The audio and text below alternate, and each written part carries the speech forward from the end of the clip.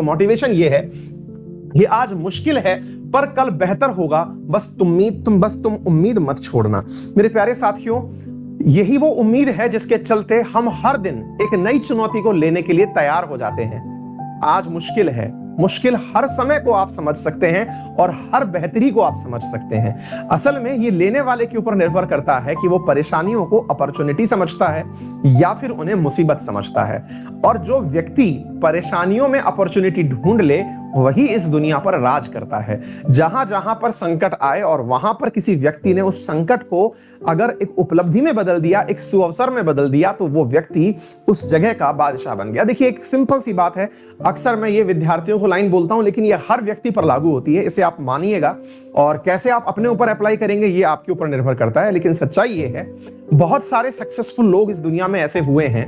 आप common sense रूप ऐसे लगा के देखिएगा, जब हम पैदा हुए तो उस समय ऑलरेडी बहुत बड़े बड़े सुपरस्टार्स हुआ करते थे। वो शाहरुख, सलमान, उनका समय हुआ करता था।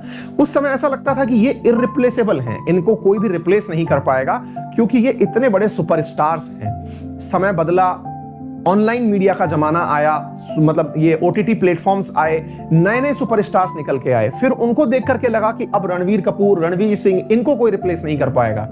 अब जब से ओटीटी प्लेटफॉर्म्स आए हैं तब से देख करके ये लगता है कि जो वेब सीरीज के स्टार्स हैं इन्हें कोई रिप्लेस नहीं कर पाएगा। कारण क्या है?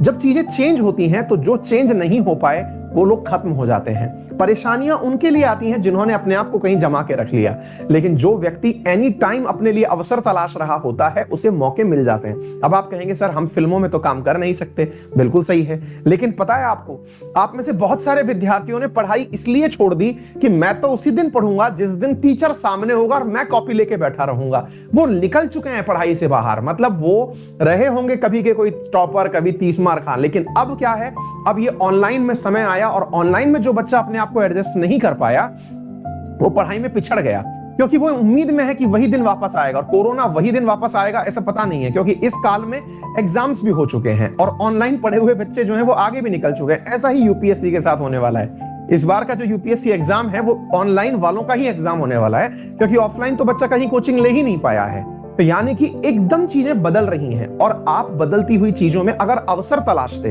विशेष रूप से यूपीएससी एस्पिरेंट ध्यान दें कि जब आप लोग ये मान करके तैयारी शुरू कर रहे थे कि एक दिन मैं दिल्ली जाऊंगा, हैदराबाद जाऊंगा, तैयारी करूंगा, आप लोगों ने जिन जिन ने ऑनलाइन पढ़ाई शुरू कर दी, आज वो इस स्थिति में है कि आपका कंपटीशन भी ऑनलाइन ही है, क्योंकि ऑफलाइन के पास अपॉर्चुनिटी बची नहीं थी।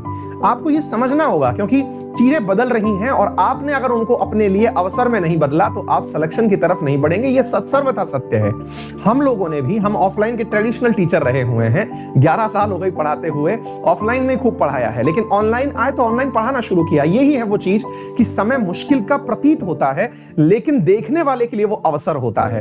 विद्यार्थियों पर भी यही बात लागू होती है। अपने जीवन में इसे लागू करिए और हर किसी को जब भी वो परेशान हो तो उसे अवसर में बदलने की तरीके दिखाइए कि देखिए ये हो सकता है कि ऐसा कुछ हो रहा हो।